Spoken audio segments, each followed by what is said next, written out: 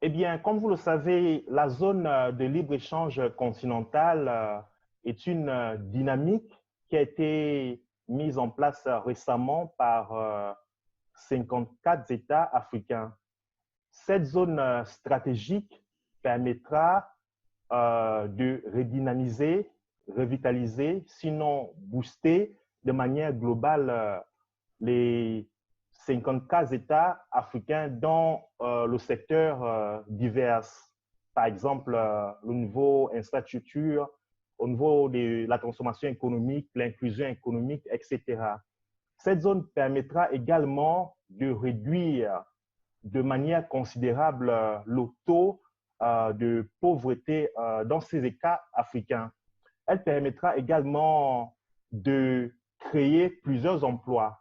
Concernant les défis à relever, il en demeure effectivement que la transformation d'une zone stratégique nécessite des infrastructures avancées.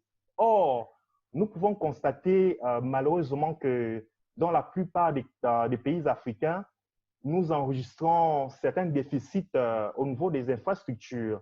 Par exemple, pour le bon déroulement de la logistique, c'est-à-dire le transport des biens et des services, cela nécessite des infrastructures développées. Cependant, ce déficit infrastructurel pourra malheureusement limiter, sinon affecter le bon déroulement de la zone de libre-échange économique.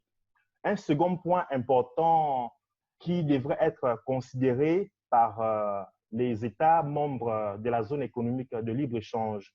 Nous parlons par exemple du terrorisme qui sévit énormément dans plusieurs zones en Afrique. En définitive, ces paramètres que je viens d'énumérer, c'est-à-dire le déficit infrastructurel, mais également le haut niveau du terrorisme en Afrique pourront effectivement entraîner le bon déroulement de la zone de libre-échange africaine. Le troisième point est celui des relations sino-africaines, qui est vraiment important. En effet, comme vous le savez, le gouvernement chinois, dans son ensemble, depuis plusieurs années, a apporté énormément au niveau des pays africains. Nous avons des consommations, nous avons également comment dire, l'aspect, la ceinture, la soie et la route qui jouent énormément un rôle important dans la transformation des économies africaines. Et récemment, le gouvernement chinois a insisté sur le multilatéralisme.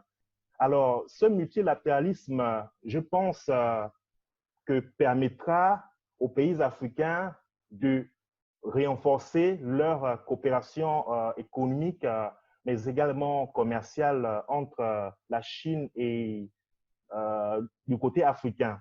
En définitive, la coopération sino-africaine portera des fruits énormes en ce qui concerne la zone de libre-échange continentale africaine.